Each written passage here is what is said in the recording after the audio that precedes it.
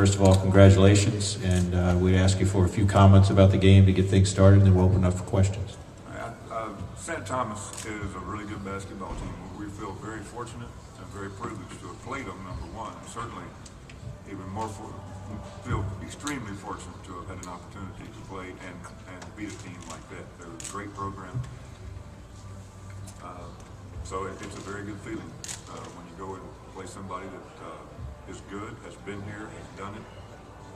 These guys have played pretty well to get that done, but St. Thomas is an excellent program. Question for Randy in front. Coach, you're down 12 with 9:20 left. Things didn't look very good. What changed? Started looking better. The big thing is that I thought we defended them. I thought, of course, you know, we as coaches talk about defending stuff, and you got to defend to win. I worked for Don Haskins for 6 years. I know what defending people is all about, but you still got to score. But we defended them so well that it gave us confidence on the other end. When we got a couple of stops and we went the other end, made a couple of shots, and felt a little better. And I really thought the difference was probably, until I see the film, I don't know for sure, but it was 7 or 9 defensive stops that we got, or not that we took the ball from them. I don't mean that, but we got a missed shot or something. And then we went down and scored, and I thought we became a little bit more efficient offensively. You know, we were never efficient offensively until about 6:30, 6:40 to go. Question, right middle. Leighton, you've kind of deferred to these upperclassmen your whole freshman year. And today you go perfect from the field and you hit the huge three-pointer there on the right wing. What got into you? Well, all year everyone's been telling me to shoot, and the seniors were in foul trouble, so I stepped up today and made my shots. Luckily, they went in. And you guys are comfortable with him, the freshman, doing that? Absolutely. Now it's easy to say that. He's not a freshman anymore. After all these games. James, how much of your performance today was redemption for yesterday? It wasn't the type of game you usually have. Today was back to normal. How much of this was about redeeming yourself? I think the whole thing was about redeeming myself after coming off of only making 1 point yesterday and then fouling out.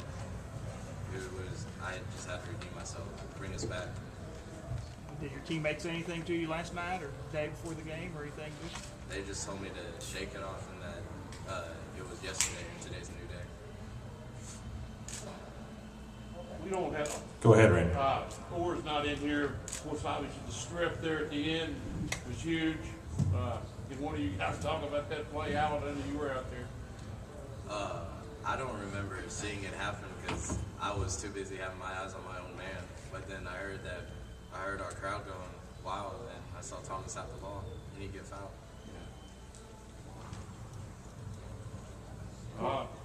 Jimmy, you guys go on. Randy. I'm sorry. That's fine. I mean, how big a deal is this? Now you got another 2 weeks of practice. I love it.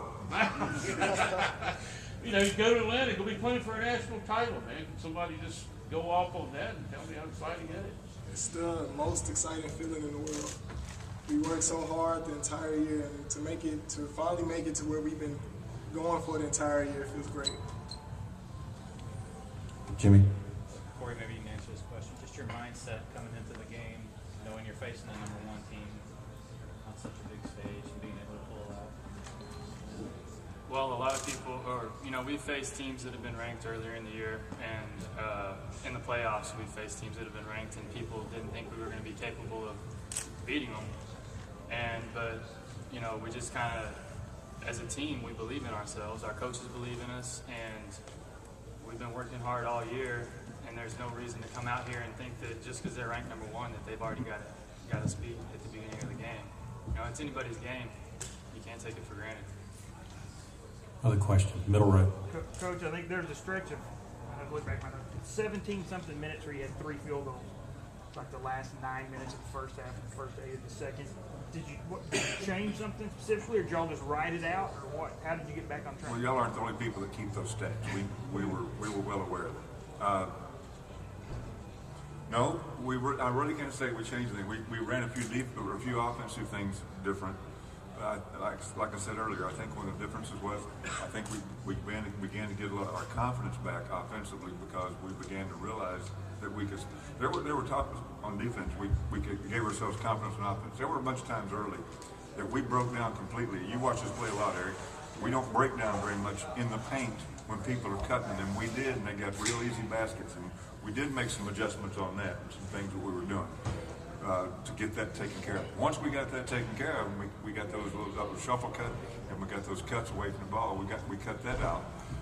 Then we began to get confidence, and so we can get this done. And we took that away from them, and they had to do something else, and it didn't work for them tonight. Some other time they might have shot a bunch of threes down on us like they did last night. But I think that it's indicative of what we gave them in the first half. Field goal percentage 57, and gave them 39 in the second half. That's indicative of team defense just changing itself around. We really morphed back to our proper defensive mode.